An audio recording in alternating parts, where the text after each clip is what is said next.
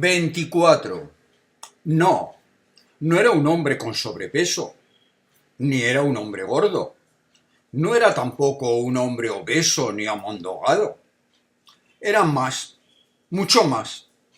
Se podría decir que el comisario Baena era un hombre de perímetro expandido sin ninguna mesura, una evolución a mayores a partir de especímenes del tipo de Alfred Hitchcock u Orson Welles. Cuando entré en su despacho, en vez de levantarse de su mesa para saludarme, hizo solo ademán de hacerlo, elevándose apenas 5 o 6 milímetros sobre su posición original. Su cacerola, más que mesocéfalo, era pura circunferencia con 4 pelos, 4, ni uno más, depositados sin ton ni son en la parte de arriba, y que, sin transición, ¿qué habría sido de su cuello?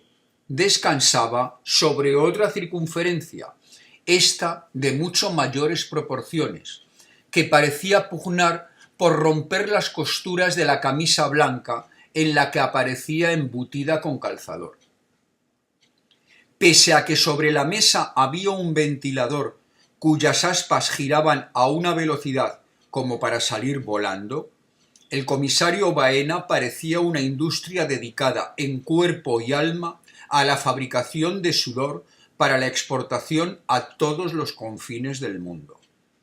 Gruesos goterones empapaban cualquier parte de su piel que estuviese a la vista.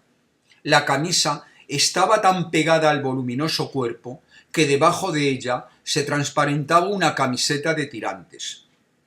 Tras él estaba la famosa foto del generalísimo vestido de embajador con un traje negro cuya única, aunque nobilísima función, parecía ser el sujetar entorchados, plumas, galones, medallas, hombreras con flecos, botonaduras y otros elementos derivados del sector aurífero. La mesa estaba llena de carpetas y papeles organizados en montones, sobre cada uno de los cuales había una piedra para evitar que la furia del inclemente y desaforado ventilador los hiciese salir volando. Cada una de esas piedras colocadas sobre cada uno de esos montones denotaba una inteligencia amante de la belleza. Quienquiera que fuese la persona que había recogido esos pedruscos, los había elegido cuidadosamente. Lo mismo había cantos rodados producto del tiempo y del agua que piedras porosas y de contornos irregulares e imposibles, que sólo un instante de furia y de fuego podían haber hecho posibles.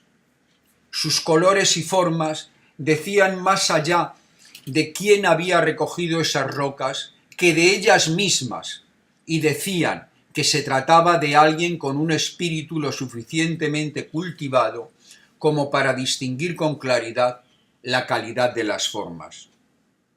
No pude evitar el mirar aquellos minerales como si de orquídeas se tratasen, y me vino a la mente uno de los dioses del Olimpo del detectivismo escrito, Nero Wolf, creado por Rex Stout, un hombre también de legendaria obesidad que, preso de su tamaño imposible y de su dependencia absoluta de las comodidades hogareñas, en su caso refinadísimos lujos, vive recluido en su mansión de Manhattan, entregado al cultivo de seleccionadísimas orquídeas en el invernadero de la azotea, y desde allí resuelve los casos que se le plantean.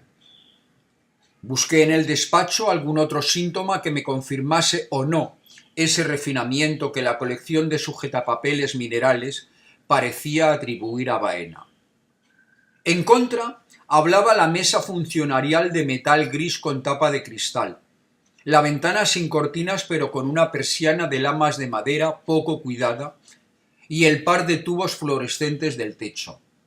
A favor del supuesto refinamiento del comisario, hablaba el hecho de que esos tubos fluorescentes estuviesen apagados, que la luz amortiguada de su despacho proviniese de una lámpara con pantalla de seda roja y mujer de bronce en la base, que, situada sobre la mesa, iluminaba con claridad la superficie de trabajo y mantenía el resto de la estancia en una cómoda penumbra.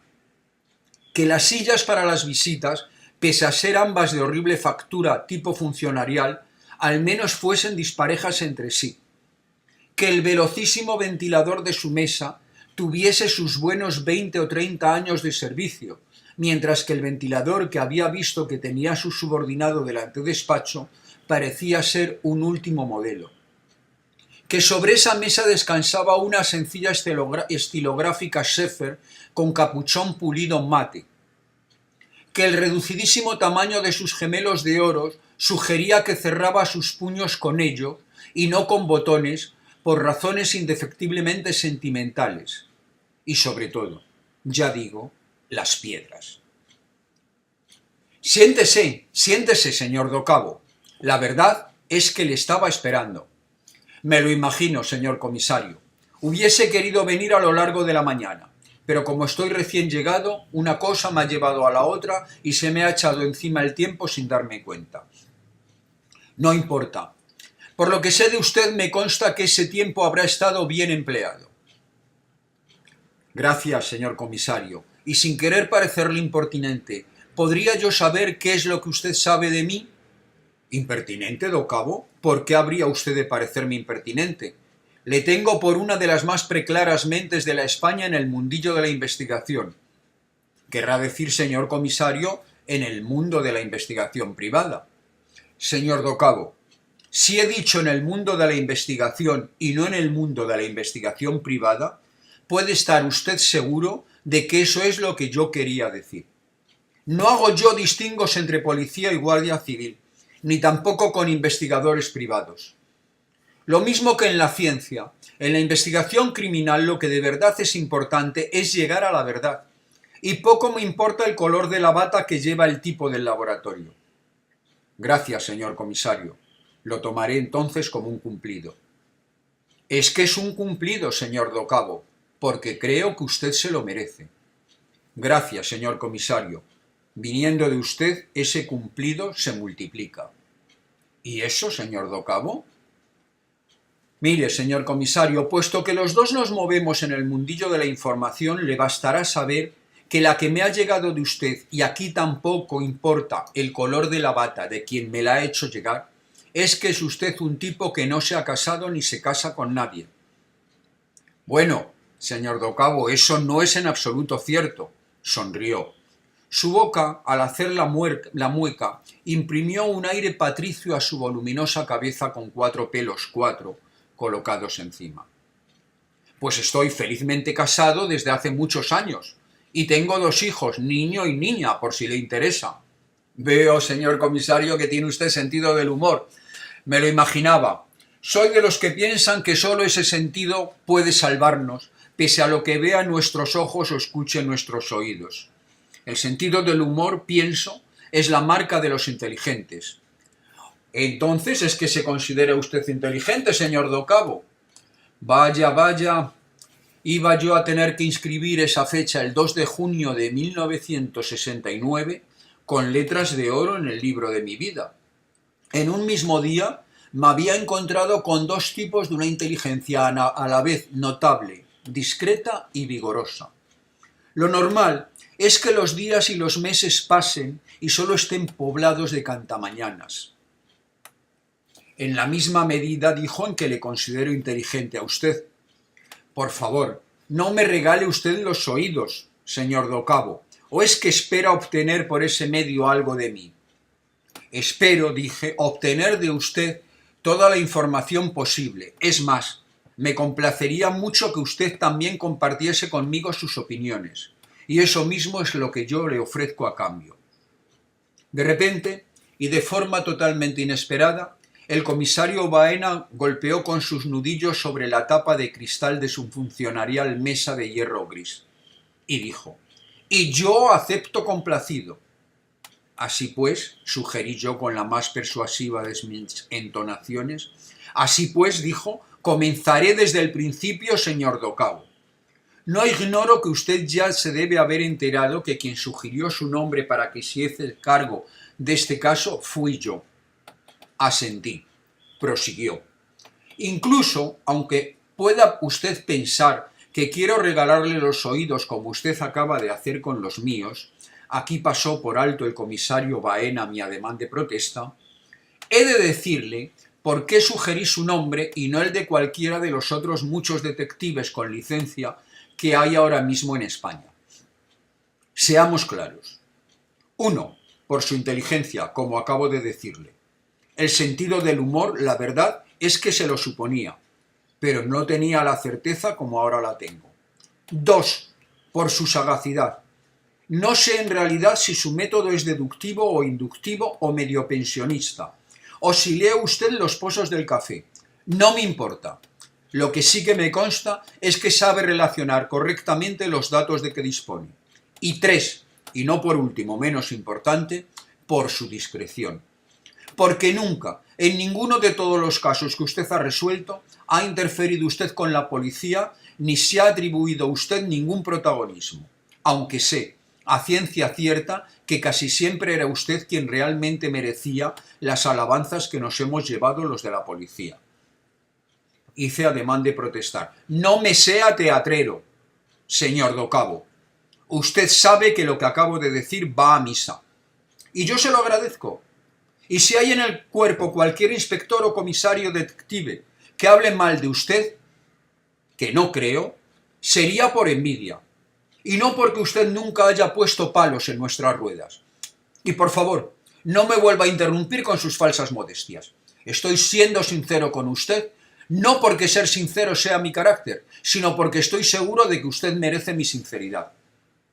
Los hombres somos nuestra historia, y su historial, señor Docabo, puede que no sea perfecto, pero sí es, en ese aspecto, impecable. Gracias, señor comisario. ¡A callar he dicho! No me interrumpa usted más, señor Docabo. Acabo enseguida esta introducción y la termino pidiéndole reciprocidad. Eso es todo. Estoy seguro de que se habrá dado usted cuenta, antes de que pasara su primera hora en Ceuta, de que he ordenado un operativo de seguimiento sobre su persona. Sonreí. Sonrió. Sí, ciertamente su sonrisa imprimía un carácter noble a su rostro aparentemente inexpresivo. Prosiguió. Espero de su inteligencia, señor Docabo, y de su sentido del humor, que sabrá usted disculpar los errores del singular agente que se ha encargado de ese operativo. Tenga usted en cuenta que no me gusta castigar a los míos con un trabajo anodino y previsible durante un fin de semana. Así que le destiné a usted el más bisoño de mis agentes. De hecho, es solo un funcionario en prácticas. Sonreí, sonrió, prosiguió. Obviamente, señor Docabo, una vez sellado entre nosotros el pacto de auxilio mutuo en lo que a este caso respecta, ese operativo de seguimiento queda completamente revocado. Tenga usted en cuenta que yo, al contrario que usted, he de seguir una rutina burocrática. Esos informes de seguimiento me cubren las espaldas hasta este momento en que yo puedo firmar un informe posterior en el que digo que tras esta entrevista su disposición, su colaboración, su adhesión y bla bla bla es total y eso hace innecesario dicho operativo. Sonreí, sonrió, prosiguió.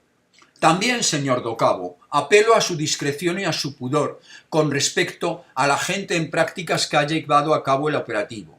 Nadie ha nacido enseñado, y lo habitual es que para aprender haya que perder.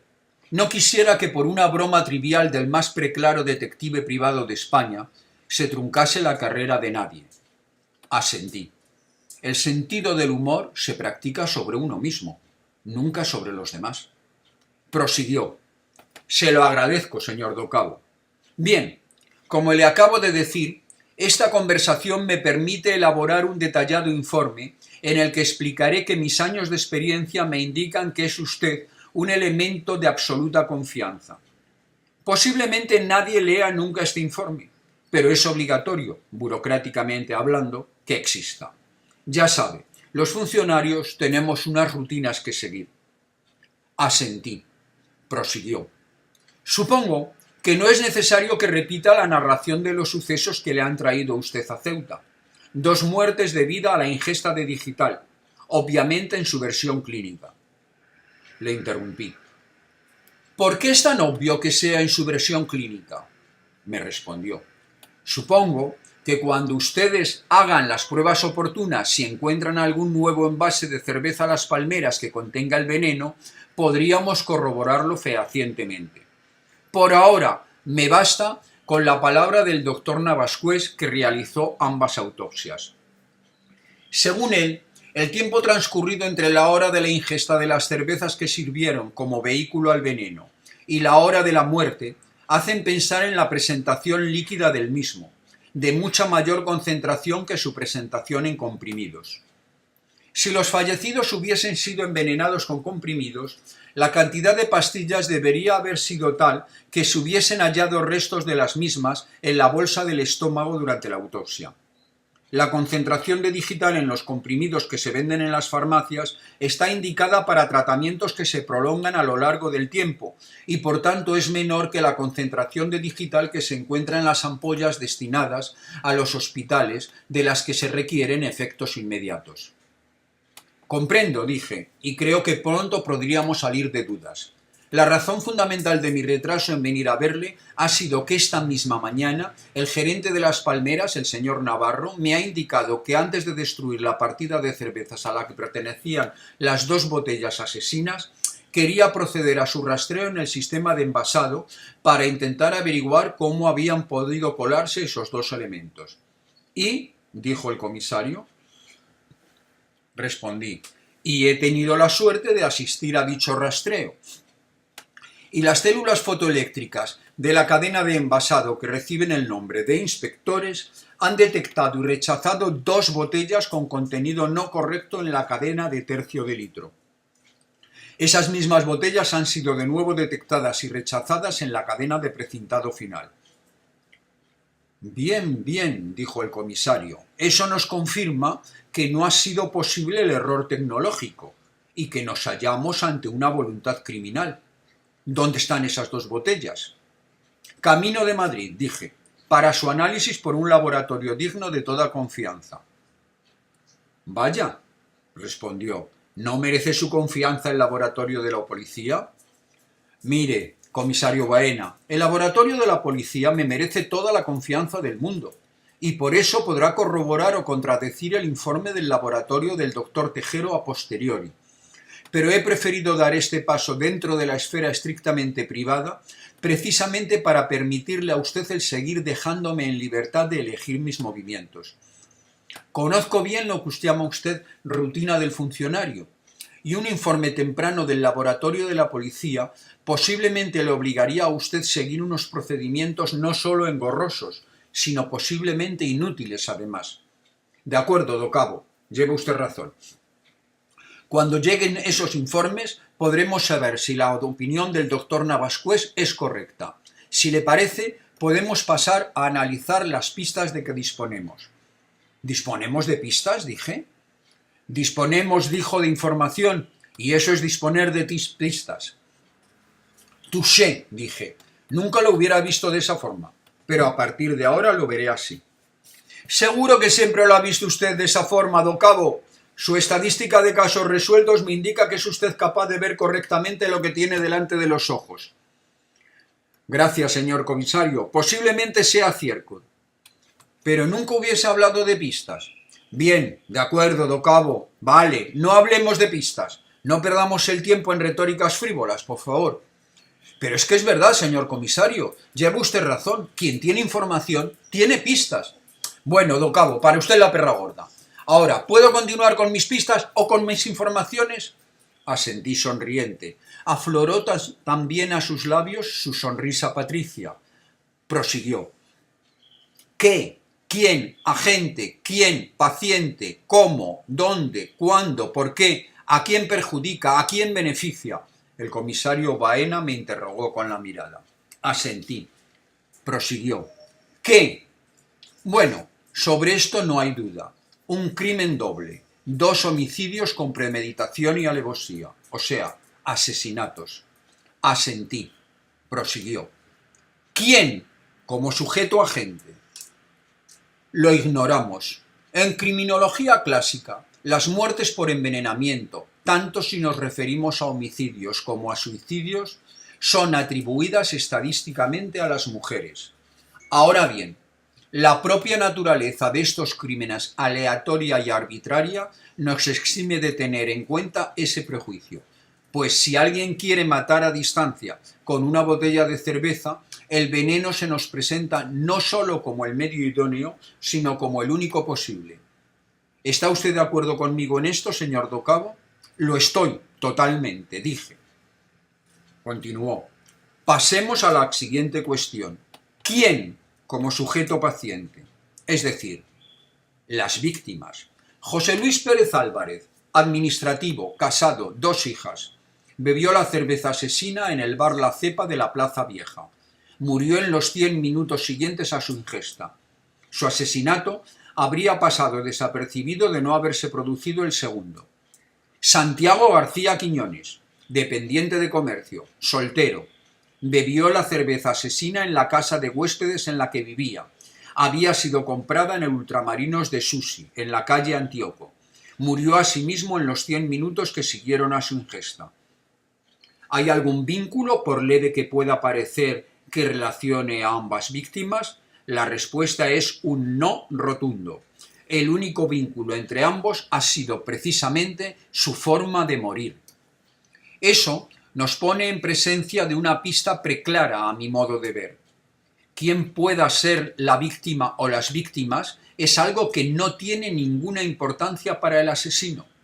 El asesino solo quiere que haya víctimas, independientemente de quiénes puedan ser éstas. El asesino deja que sea la casualidad quien elija a sus víctimas. ¿Estamos de acuerdo, Docabo? Dudé un minuto, quizá menos, respondí. A la luz de nuestros últimos descubrimientos, cabría decir que el asesino buscaba que hubiera 4 víctimas. Si el laboratorio, dijo, confirma lo que nos tememos, efectivamente nos encontraremos con un nuevo dato, y no baladí. El asesino quería que se produjesen 4 muertes. Aunque todavía no podemos, dije, decir si esa cifra de víctimas es la que efectivamente quería el asesino que se produjesen o si se trata también producto del azar. ¿Qué es lo que quiere decir, Docabo? Muy sencillo, señor comisario. Debemos discernir entre 2 posibilidades. Una, que el asesino haya puesto en circulación 4 botellas de las palmeras con digital porque quería provocar 4 muertes, o 2, que el asesino haya puesto en circulación solo 4 botellas envenenadas porque no tuvo oportunidad de poner 5 o 200. No olvidemos que el asesino solo corrió el riesgo de ser descubierto cuando saboteó la cadena de envasado y precintado en la fábrica de las palmeras. A lo mejor, en el momento en que estaba actuando, llegó alguien a la cadena que impidió que el número de botellas con regalito fuese mayor. Habla usted de terrorismo, señor Docabo. Efectivamente, de eso hablo, señor comisario. No podemos olvidar quiénes me han contratado. En realidad, la fábrica de las palmeras no pertenece a doña Pilar Burgos Recarte, viuda de Estévane, sino a una poderosa organización política y religiosa a la vez, que ve enemigos por doquier, y que puede ser que efectivamente los tenga. No se me había ocurrido, señor Docabo. Estoy seguro de que sí, comisario Baena. A fin de cuentas, usted ha obrado con extraordinaria prudencia en la publicidad de este caso, precisamente por eso, aunque quizá lo haya hecho de un modo inconsciente y crea no haberse dado cuenta. Eso, dijo el comisario, abriría nuevas perspectivas. Contesté, perspectivas, caminos, posibilidades, que creo, sin embargo, que por el momento, señor comisario, no deberíamos seguir, aunque tampoco descartarlos del todo. ¿Y eso por qué, Docabo? Porque si el asesino o asesinos quisieran haber perpetrado una oleada de crímenes en plan terrorista, hubiesen encontrado el momento oportuno para haberse vuelto a acercar a la cadena de envasado con el fin de completar su tarea interrumpida. Y eso parece no haber ocurrido. Quiero simplemente que tengamos en cuenta la posibilidad del sabotaje terrorista porque es una posibilidad que existe. Pero opino, más bien, que aunque el número de botellas asesinas, 4, pueda ser aleatorio, Al asesino le pareció suficiente. Y eso nos debe hacer pensar que posiblemente las botellas asesinas sean 4 porque el asesino quiso que fueran exactamente 4, no 3 ni 5, sino 4. Magnífico, Docabo, completamente de acuerdo. Gracias, señor comisario. Es importante que estemos de acuerdo en este punto y sobre todo estemos de acuerdo en saber que en cualquier momento podríamos tener que volver atrás y seguir esa posibilidad del terrorismo que ahora desdeñamos. Ciertamente, le reitero mi conformidad, señor Docabo. Bueno, comisario Baena, le he interrumpido a usted justamente cuando íbamos a llegar al cómo. Efectivamente, ¿cómo? Esta es la única cuestión cuya respuesta es clara. Los asesinatos se producirían en 4 tiempos y lugares indeterminados y por tanto irrelevantes durante los 100 minutos siguientes a la ingesta de 4 botellas de tercio de cerveza Las Palmeras. ¿De acuerdo en esto, señor Docabo? De acuerdo, señor comisario. Podemos añadir que la puesta en circulación de esas 4 botellas solo fue posible tras un sabotaje, por el momento indeterminado, de la cadena de envasado y precintado de las botellas de tercio en la fábrica de Las Palmeras. ¿Por qué dice por ahora, señor Docabo? Pues muy sencillo, comisario, porque todavía no sabemos cómo lo hizo, pero sí que sabemos ya que lo hizo el día 23 de abril. Cuando sepamos minuto a minuto, es decir, cómo transcurrió ese día en la cadena de las botellas de tercio, tendremos una información, o si lo prefiere usted, una pista, valiosísima, por cierto. Magnífico, Docabo. Si no fuese por mi carrera política, le pediría a usted que me contratase como ayudante sin sueldo. Me reí. Se rió. Menos mal. Hablar de asesinato solo es interesante los primeros 5 minutos. ¿Su carrera política me interesé? Sí, amigo Docabo. Mi objetivo es ser ministro de Gobernación cuando España vuelva a ser un país normal. ¿Es que no lo es ya, comisario Baena? Con menos dificultad de la esperada, sobre todo si se tiene en cuenta que aparentemente carecía de un cuello que uniese o separase su cabeza y su tronco, el comisario Baena giró su cabeza hacia atrás, señalando la fotografía de la pared en la que el generalísimo aparecía ataviado de gala, lleno de entorchados, con decoraciones, plumas y etcéteras dorados. Bien conoce usted, señor Docabo, la respuesta. Señor comisario, si de verdad está usted dispuesto a trabajar por poco, que es más que nada, pero nada a fin de cuentas, comisario Baena, siempre será usted bienvenido. Y créame, esta es la primera vez en mi vida que hago esta oferta. Pero si he de serle sincero, preferiría contar con su apoyo cuando llegue usted a ministro de Gobernación. Bien, bien, Docabo, lo tendré en cuenta. Nunca se sabe. Las aspiraciones a menudo se arrumban. ¿Volvemos a lo nuestro? Volvamos. ¿Dónde y cuándo? Prosiguió. Como acabamos de ver, para el asesino el dónde y el cuándo se producirán las muertes son aleatorios, indeterminados y por tanto irrelevantes. Pero por tratarse de asesinatos a distancia, hay otro dónde y otro cuándo para el que sí tenemos ya respuesta. Efectivamente, comisario, ¿dónde y cuándo se llevaron a cabo los manejos necesarios para que esas 4 muertes se produjesen? La respuesta está clara. El gerente de la fábrica, el señor Navarro, me ha confirmado sin margen posible de error que los 4 envases asesinos fueron envasados y precintados en la cadena de botellas de tercio de la fábrica de Las Palmeras el 23 de abril de este año, que fue miércoles, me interrumpió. Gracias, comisario Baena. Prosiga, por favor. ¿Por qué? Esta es, sin duda, la pregunta del millón. Cualquier respuesta es posible y, por tanto, he buscado los móviles habituales en los homicidios. Hay 2 posibilidades.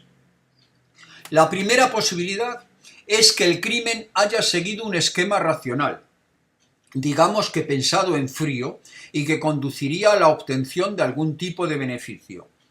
La otra posibilidad es que el homicidio haya sido fruto de la pasión, Claro que los crímenes pasionales no siempre se ejecutan bajo el impacto inmediato de las emociones. A menudo, los asuntos pasionales provocan crímenes meditados y premeditados y ejecutados sin apartarse ni un milímetro de un plan estudiado hasta el más mínimo detalle. En mi opinión, en este caso la cuestión del por qué ha de dejarse por el momento sin respuesta. Al menos yo no he podido discernir hasta ahora cuál haya podido ser el motivo de los asesinatos. Contesté, esperemos que el porqué haya obedecido a motivos racionales, pues de lo contrario, solo Dios sabe cuándo acabaremos este caso. La experiencia me dice que de no ser por alguna circunstancia azarosa o porque el propio asesino se delate, los crímenes pasionales que han sido planeados en frío tienen muy difícil solución. Ahora bien, soy de la opinión de que si el motivo es pasional, podríamos delimitar la venganza y excluir la posesión, los celos y la envidia sin temor a equivocarnos. Por ahora lo mejor será dejar de lado el porqué. Continuemos. ¿Continúo? ¿A quién perjudica? En principio perjudica a las palmeras, es decir, a su propietaria, a sus propietarios si hablamos con más propiedad. Incluso perjudicaría al proyecto y a la organización que esos propietarios de alguna manera representan. Pero en realidad, hasta ahora no ha perjudicado a nadie. Intervine. No ha perjudicado a nadie por la discreción con la que la policía está actuando. Pero lo lógico es que la buena fama de la cerveza Las Palmeras se hubiese visto afectada hasta unos extremos que con facilidad podrían haber acarreado su ruina. Aunque si, como ambos opinamos, intervino el comisario, los crímenes han sido fruto de un plan premeditado, cabe pensar que el asesino ya contaba con la eventual discreción de la policía. Le interrumpí. No necesariamente, señor comisario. Hemos de tener en cuenta que en ese plan premeditado del que hablamos, el asesino había dispuesto 4 muertes y no 2. En mi opinión, comisario Baena, usted no habría podido mantener a la prensa alejada si estuviésemos hablando de 4 muertes en una ciudad del tamaño de Ceuta. Es decir, que creo que sí debemos considerar seriamente que la perjudicada sería la cerveza Las Palmeras. Sí, creo que lleva usted razón, señor Docabo. Gracias, comisario Baena. Y ahora llegamos a la última pregunta del cuestionario. Efectivamente, señor Docabo, ¿a quién beneficia